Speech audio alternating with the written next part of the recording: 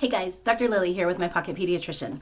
I've been working day and night to make this video tutorial for you guys to be able to make the face mask that I designed. The basic design is a pocket face mask where there are two viral filter sheets inside. The mask is fitted so it can kind of suction cup closer to the face, more like the design of an N95. There are two elastic straps that go around the headband. There is a foam and then a metal malleable nose piece inside so that you get a good seal onto your nose. Making this mask is a little more complicated than some of the simple tutorials that are going around about how to make one that's just basically a square across your face. But I'm hoping that this mask might be more protective, especially when it comes to protecting healthcare workers. Those masks may be doing more harm than good when it comes to trying to protect our healthcare workers, and I'm hoping that this design might actually be more protective.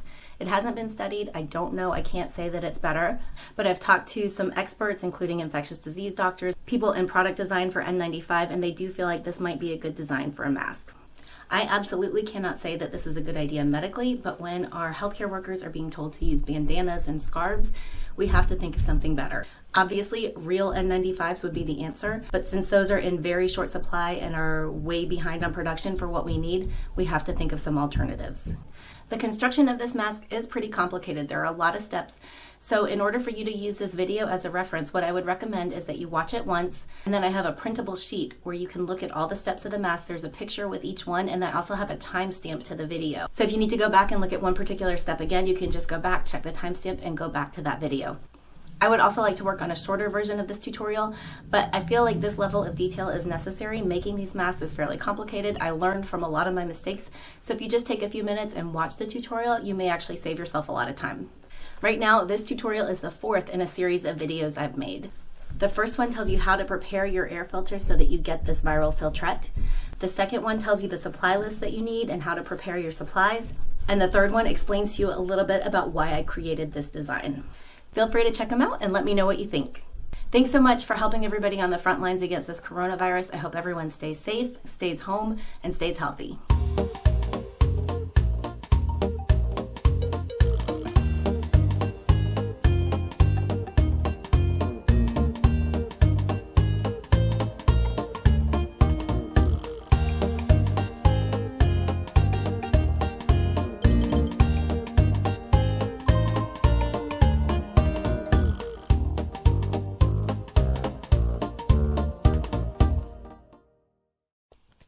Mask Step 1.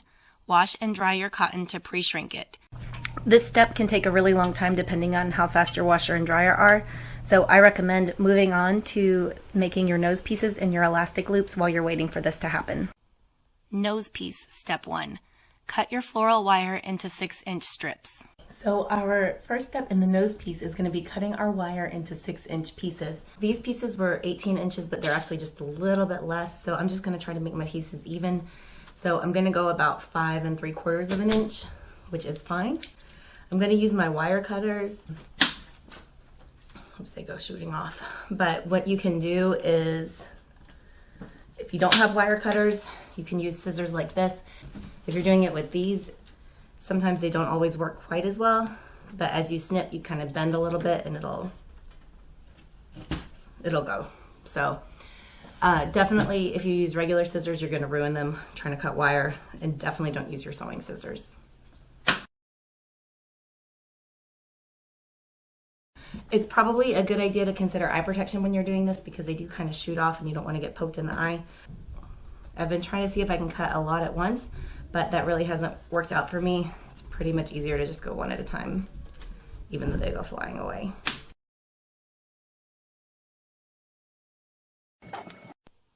Nose piece Step 2. Use pliers to bend the ends. Now that we have all our sticks, we need to bend the ends. So what I'm going to do is start it with my finger, make a small little candy cane shape on each side, and then I'm going to grab my pliers and squeeze it down. This is important. I want to get it so that the pokey end of the plier here is pushed all the way in. If I don't do that, see how this kind of pulled up a little bit here, and I've got this little line? You don't want that because that's going to be poking your mask wearer in the nose. So make sure each of these, make sure you've got a nice loop on each one and that the sharp end of it is pushed into itself.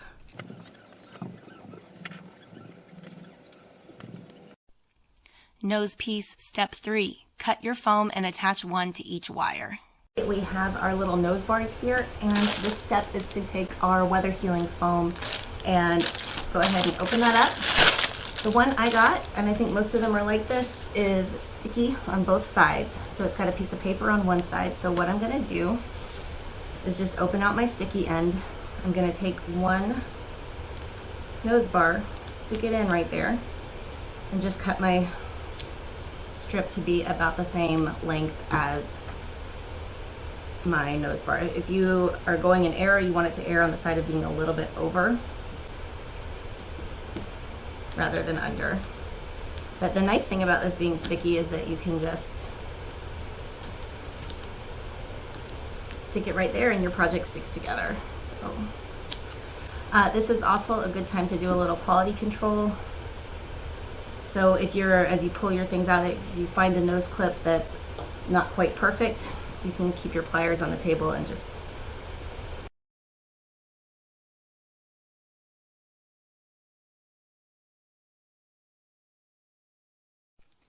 Nose piece, step 4. Cut your 3/4 inch ribbon into 7-inch strips and attach it to the foam wire combination. It's easier to cut with your nose piece and attach as you go. Okay, so now we have the foam and the bar for our nose piece, and the next thing we need to do is add our ribbon. This is the 3/4 inch thick ribbon. All you're gonna do is place your sticky side down on the ribbon so that the foam is kind of holding the wire in place.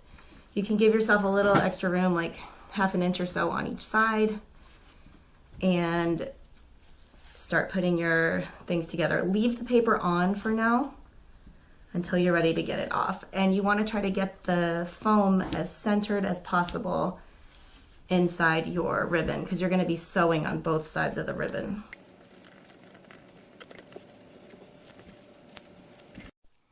Elastic, step 1. Cut your elastic into 14 and 16-inch strips. You need one of each per mask. All right, so our next step right now is going to be to cut our elastic. We're going to need 2 strips of elastic for each mask. I'm using the 1/2 inch elastic here, so when I did my testing, I figured out that I need to get a 14-inch piece for the bottom and a 16-inch piece for the top. So I'm cutting each of these, 2 per mask. So one 14-inch and one 16-inch for every single mask that I'm going to make. If you're using a different width of elastic, you may need to check it and make sure that it's going to be tight enough because the thinner ones are going to be a little stretchier. So you may need to go a little bit shorter in order to get a good seal. Elastic, step 2. Sew each elastic strip into a loop. Make a slight overlap and do a zigzag stitch in both directions. So we have all of our 14-inch loops. And I like to do a zigzag stitch here, and I go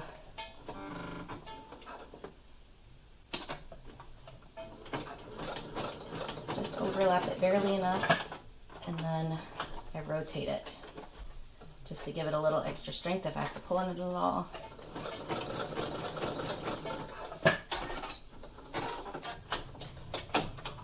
And I can cut my loop.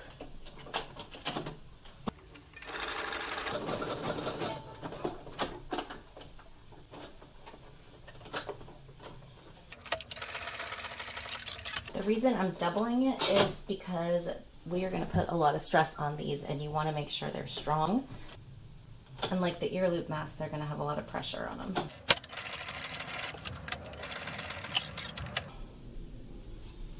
So again, nice and strong. So you can see here, we're going to need 2 loops for each mask. One is the 16-inch to go around the top of your head, and one is going to be the 14-inch to go around the bottom of your head. So if you're going to sew 28 masks out of 4 yards of fabric, go ahead and stitch 28 16-inch loops and 28 14-inch loops.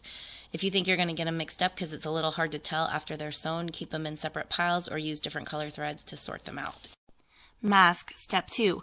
Cut your 100% cotton into 9-inch by 22-inch strips. It's okay if your 22-inch side is slightly shorter, but your 9-inch side must be 9 inches long or greater.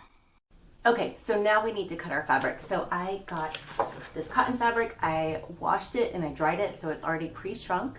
And I just had to iron it because it was super wrinkly when I got it out of the dryer. But here we go. I also made my pattern so it's going to be a lot easier to cut. So I have this template, which is 9 inches by 22 inches. Unfortunately, this fabric was 44 inches, so you can tell it shrank just a little bit, but that's okay. I'm just going to do it as is. The length on it doesn't have to be exact. So what I'm going to do is just go ahead and run along the length of this fabric and cut all my 9-inch pieces now.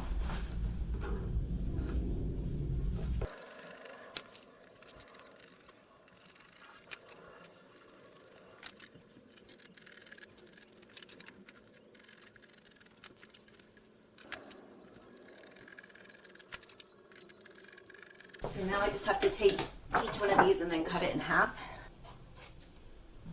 Probably should have done that first.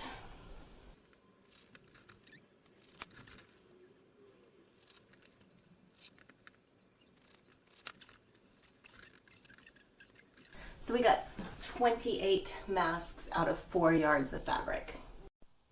Mask step 3. Fold your strips in half and iron flat with a strong crease in the middle. Then fold each cut edge down 1 inch on each side twice. Press flat. Okay, so now what we're gonna do is fold our fabric in half. Then I'm just gonna iron it so I get a crease and I know exactly where my middle is. And we're working with 100% cotton here, so I can use my steam and go as high as I want on my settings. Flat and know where my crease is. Next thing I need to do is make 2 folds here and here. So I'm gonna fold it down about 1 inch. And then about 1 more inch and bend that here. Okay, same thing on this side. Fold it about 1 inch, maybe a little bit more, and then right there. So now I've got 2 creases, and this is basically how our masks are going to work. Okay.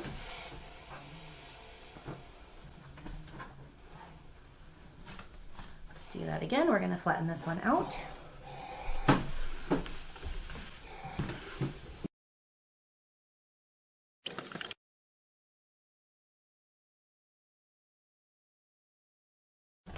Okay, so let's just take a quick look at what we've done here. We now have these little surgical mask pockets, which are about 7 inches by 9.5 or so. What's basically gonna happen here is this is gonna become a pocket, and we're gonna put 2 sheets of the viral filter inside, but it needs to be removable. So those 2 are gonna be in there. And then the other thing is we need to make this fit on your face. This right now is really no better than the bandana, right? So what we have to do is take this big square mask and make it round. So here comes our next steps. Mask step 4.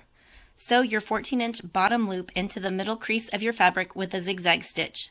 Put the stitched portion of your elastic in the mask. Stretch the elastic tightly while you sew. So this is the sewing part that you need to do. So the 2 pieces that are like this makes the top. So what we're gonna do is take one of our nicely sewn pieces here, and this is gonna go in the bottom, and we know exactly where the middle is because we made that crease. So what I'm gonna do is I wanna take about this much of my loop and make that go all the way across the bottom because I want it to get really fitted. So I don't usually use pins when I do this. I just wind up poking myself if I do. So what I'm gonna do is take this, sew it through here, and then I'll show you the next step. Well, again, right here, I am doing a zigzag stitch. I have the sewn portion of our loop inside the mask.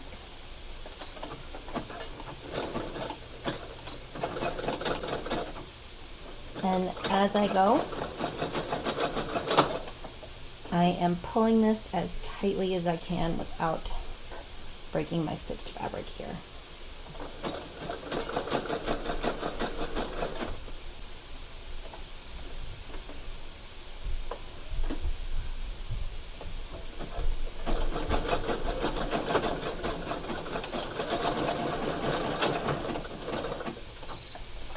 Just doing a little reinforcement right on my end there.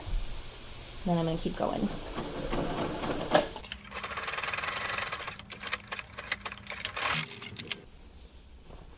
And this is what I've got, is a mask sewn like this.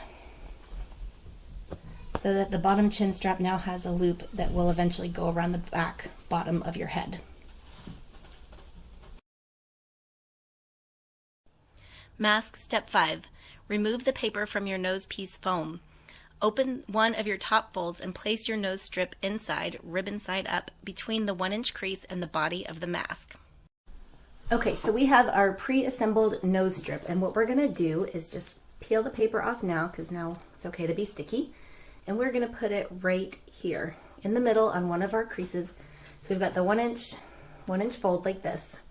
So eventually this will be the top of our mask here. So we're going to put it just like this, and then we're only going to sew from here to here. Mask step 6. Only sew along the crease, dividing the crease between the folds and the mask. So this is our fabric. We have our first crease, our second crease, and we're going to sew right along the line on the second crease. Just a simple straight stitch.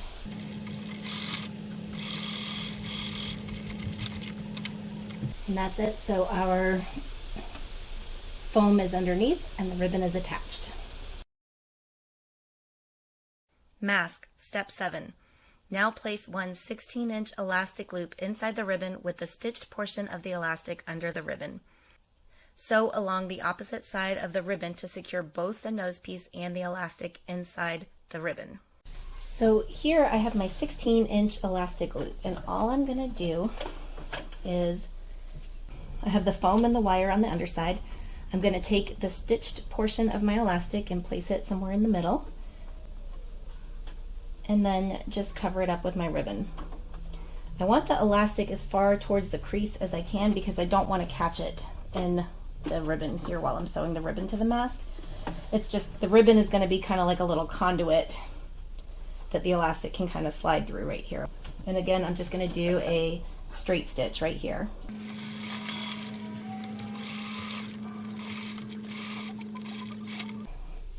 So now my elastic is looped through the ribbon and I have a little wiggle room with it. I can move it a little bit. Mask step 8. Stretch your elastic and stitch both ends of the ribbon to the mask. Backstitch to secure the wire, foam, and elastic. So now that we have our elastic kind of going through this little conduit ribbon, what we have to do is secure both ends, and then we're going to have to stitch our elastic onto the mask. So what I'm going to do is pick one side, just do a quick straight stitch first.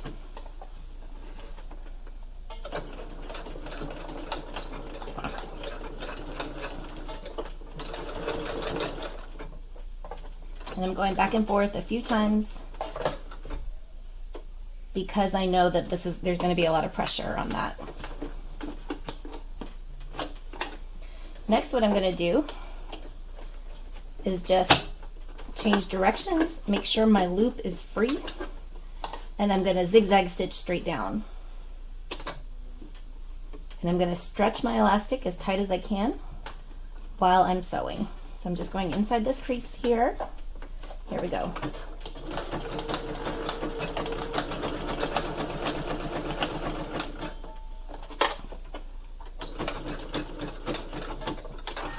So now my elastic is stitched across here and there.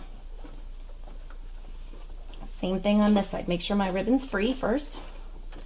What I want to do though is pull it as tightly as I can, making sure that, see how hard I pulled? I actually got my sewn part out. I definitely want the sewn part inside here. So I'm just going to go that far. And again, go right here. And you can straight stitch or zigzag, it doesn't really matter on the edge of your ribbon.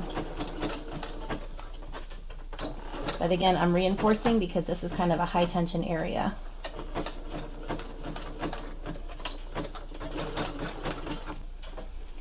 Again, I'm going to turn.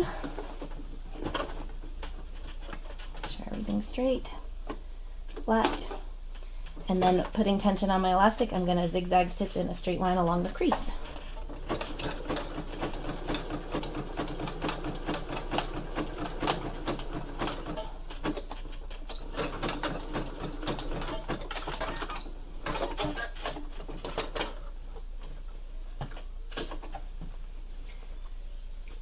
And now you can see I have my nose piece securely attached.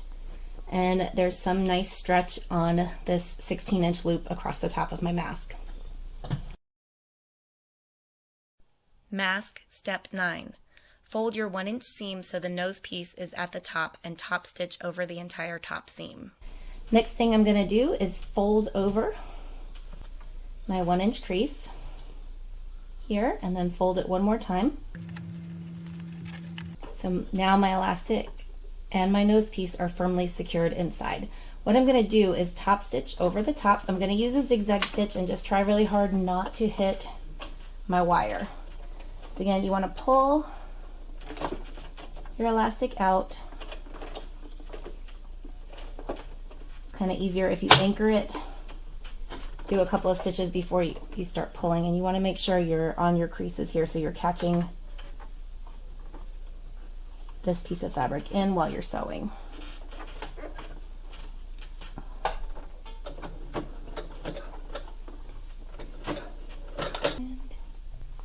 This part is a little tricky because you have to stretch while you sew, just like the bottom, but it's a little bit harder when you have all the nose piece stuff in there too. But I'm just going to run it right along. Just going to run it right along the top.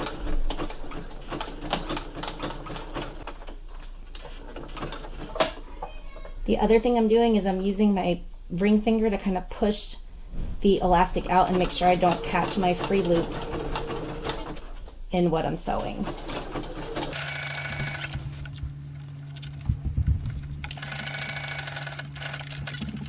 So it's not very pretty, but it is functional. I now have a nose piece that is soft, malleable, will fit to the nose, and an elastic piece to make it tight across the top of the nose. Mask step 10. Turn your mask so the right sides are together and make sure both loops are flipped into the right side of the mask before you stitch. So now what we're going to do is put our right sides together. So first we'll make sure our sides are both together. So first we're going to make sure our pleats are both down, so we've got that together, and this is the wrong side. Nobody's going to see this part, so we're going to flip our mask so it goes like this. Now what I need to do is make sure both my elastic loops are on the inside of the mask where the right sides are going to be, and we want to make sure they're straight. So this is here and this is here, and then we're ready for our next step. Mask step 11. Stitch both your left and right sides of your mask, making sure the elastic is turning into the right sides as you go. A good rule of thumb is you want to make sure you are not seeing elastic when you're sewing this step.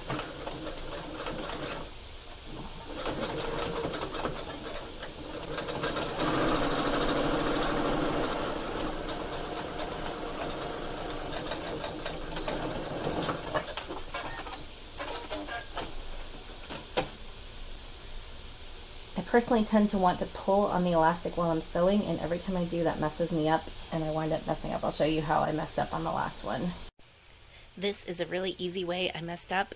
You see how this side, my elastic's coming out, and this side I pulled it out, so I sewed it out the wrong way. So I'm going to have to rip these stitches out and put the elastic back in this way and re-sew it so that the elastic is on the right side of the fabric, not the wrong. And you do not see your elastic loop other than the base of what's going on the inside here.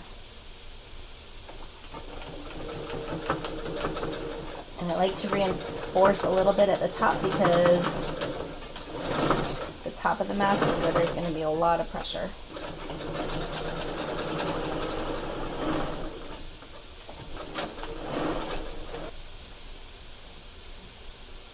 There we have it. It's beginning to look like a pocket mask. Mask step 12. Take an uncut piece of elastic and using a zigzag stitch, sew it to each side of the mask, stretching very tightly so you only use about 3 inches of elastic on each side. So the reason you want the elastic to be uncut is because it's very hard to pull on elastic once you get to the end if you've already cut your piece. So I'm just going to start by anchoring it with my zigzag stitch. Okay, and now what I'm going to do is I'm just going to pull this elastic as hard as I can, and I may even let the fabric kind of pleat up a little bit as I go. because this is what's important in getting that tight seal on the side of your face. And now that I'm done, I'm going to cut my elastic here, down at the end.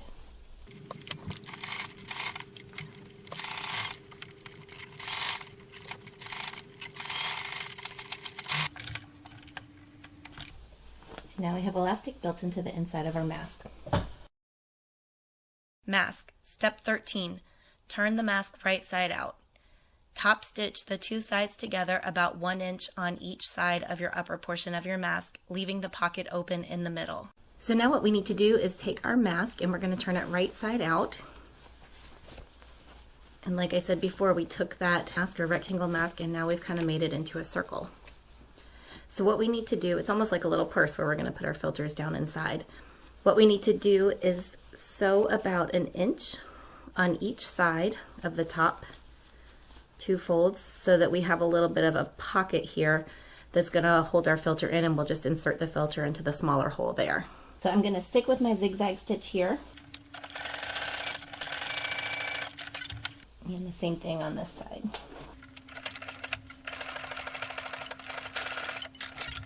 Okay.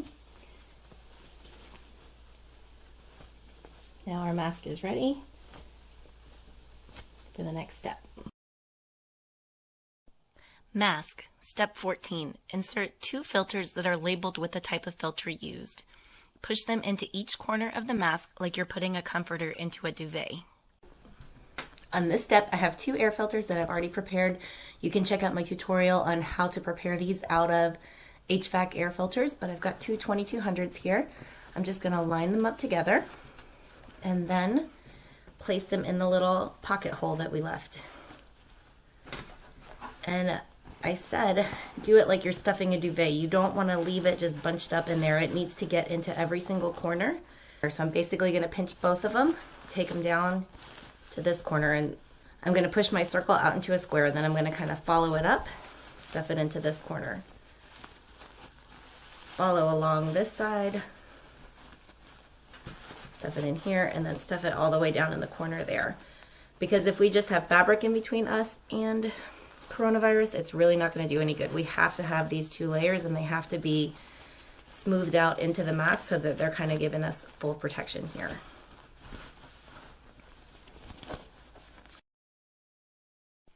Mask. Step 15. Try on the mask and pinch the nose piece for comfort. If it's too hard, turn the mask around so the foam is against your face. This step is only necessary on the first one you do for quality control and to check the fit. After that, you don't need to try each one on. Okay, we are ready for the final step, which is to try on our mask. So I'm going to take my fingers on the bottom loop, bump the mask onto my chin, and now what I'm going to do is cover my face here and go ahead and pinch it onto my nose. So I'm using the memory foam and that wire to make a really good seal here. I'm checking on the sides. You can see that there's a nice seal there, and also on the chin. I'm feeling for gaps. I'm feeling for anything that feels loose. And yeah, I think this is comfortable. It is, I can breathe. Obviously, it's not as comfortable as a fabric surgical style mask, but I feel like I have a pretty good seal here. I'm able to breathe through the filter, and I feel like I have a lot more protection than I would otherwise.